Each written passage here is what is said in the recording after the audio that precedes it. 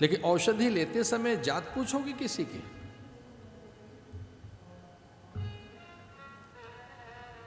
औषधि लेते समय, प्रकाश के समय उजाला जब चाहिए तो जात पूछोगे कि दीपक की कौन सी जाति है? फूलों की सुगंध की जाति क्या है? वो कितनी निरपेक्ष हैं, कितनी तटस्थ हैं, कितनी सर्वव्यापक हैं। वो सुगंधा जो सबके लिए है। धूप, चंद्र की किरणें, जल की आर्द्रता, अग्नि की दाहकता, अन्न की पाचकता, धरा की उर्वरा। जरा जाति तो पूछो धरती से, तुम किस जात की हो? आपका संप्रदाय कौन सा है, बताएंगे?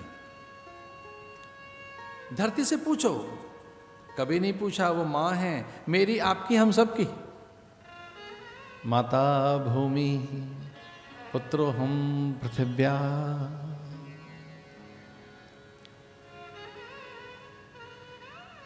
धरती से जाति तो पूछो किसी की, धरती तो मां है।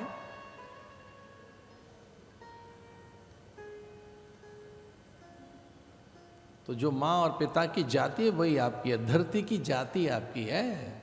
आप धरती से पैदा हुए हैं। कभी बताएंगे कथा कि इन दिनों में, 7 दिनों में हम ज्ञान की उपज हैं। ध्यान रहे, हम ज्ञान में से पैदा हुए, ज्ञान में से। जैसे आपके ऊपर जो ये कपड़े इतने सुंदर आपने पहन रखे हैं, इनमें है क्या? केवल धागे ही तो हैं, ताना बाना और क्या है? भाई आपके सीधे कपड़ों पर मेरा ध्यान जाए और मैं रंग से हटकर भी देखूं आपके वस्त्र, तो वस्त्रों में धागे ही तो हैं, और क्या है? ताना बाना। ये धागे कहां से निकले हैं? कॉटन में से, कपास में से। कपास में क्या है? अरे कपास में क्या है, ढूंढ के देखो भाई। कपास में एक कपास बीज से, बीज में क्या है? बीज में कोई एटम है, पार्टिकल्स हैं, कुछ मॉलिक्यूल्स हैं। लेकिन कॉन्शियसनेस न हो, वहां चेतना न हो, वहां सत्य न हो, उसे उजागर करने की उसमें सामर्थ्य न हो, तो पार्टिकल्स, मॉलिक्यूल्स, एटम्स, उसमें जो कपास बनने की प्रक्रिया है वहीं की वहीं खो जाएगी।